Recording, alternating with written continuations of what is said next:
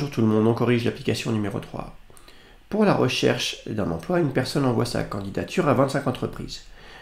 La probabilité qu'une entreprise lui réponde est de 0,2 et on suppose que ces réponses sont indépendantes. Alors ici, on a une répétition de 25 événements à deux issues, de 25 expériences à deux issues, soit l'entreprise répond à cette personne, soit elle ne lui répond pas. Et toutes les réponses sont indépendantes. En fait, on peut assimiler cette expérience à un pile ou face. On répète 25 fois un pile ou face et la probabilité d'obtenir pile est de 0,2. Premier rappel de cours, quand on est dans le cadre d'une expérience où on répète n épreuves identiques et indépendantes à deux issues, ce qu'on appelle une épreuve de Bernoulli, une issue qu'on va appeler le succès et une autre issue qu'on appelle l'échec, la probabilité du succès va être notée P, et bien on a ce qu'on appelle un schéma de Bernoulli de paramètres NP. N est le nombre de répétitions de l'expérience et P la probabilité du succès. C'est exactement ce qu'on a ici.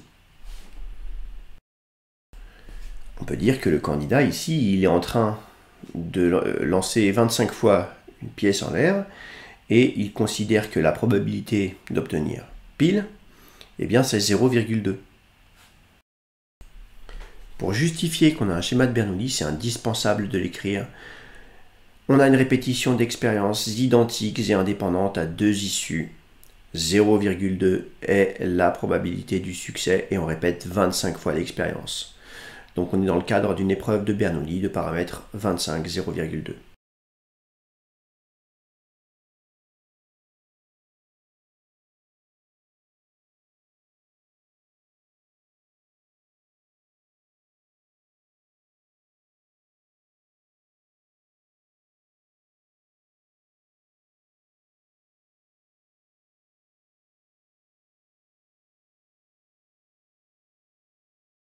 Deuxième rappel de cours. Maintenant, si on considère la variable aléatoire grand X qui, à chaque issue d'un schéma de Bernoulli de paramètre NP, donc là de paramètre 25, 0,2, associe le nombre de succès au cours de ces n épreuves, alors on va dire que grand X suit une loi binomiale de paramètre NP.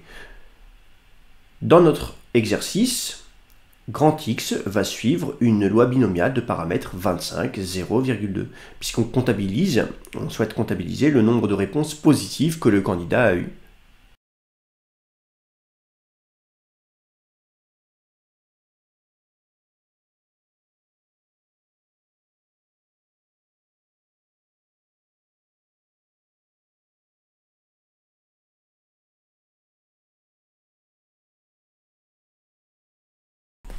Très bien, et bien maintenant on souhaite calculer la probabilité que x soit égal à 2, exactement. C'est-à-dire que parmi ces 25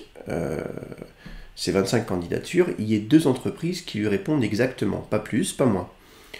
Donc ça, on va utiliser donc une propriété du cours qui nous dit que si x suit une loi binomiale de paramètre np, alors la probabilité que grand X soit égal à k, c'est donc le coefficient binomial CNK multiplié par la probabilité donc P du succès à la puissance K multiplié par la probabilité de l'échec 1 moins P à la puissance N moins K.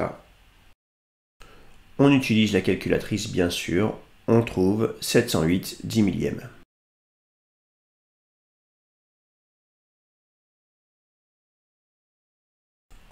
On souhaite maintenant calculer la probabilité de l'événement x inférieur ou égal à 2.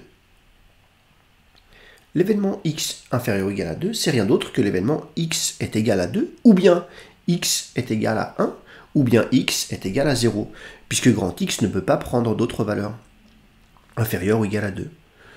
Ces événements étant incompatibles, eh bien, pour calculer la probabilité de l'événement x inférieur ou égal à 2, on peut faire la somme de ces probabilités.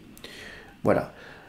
Mais comme ça serait strictement la même chose que ce que je viens de faire avec P de x égale 2, je vais utiliser directement la calculatrice pour vous montrer comment est-ce qu'on procède avec une NumWorks.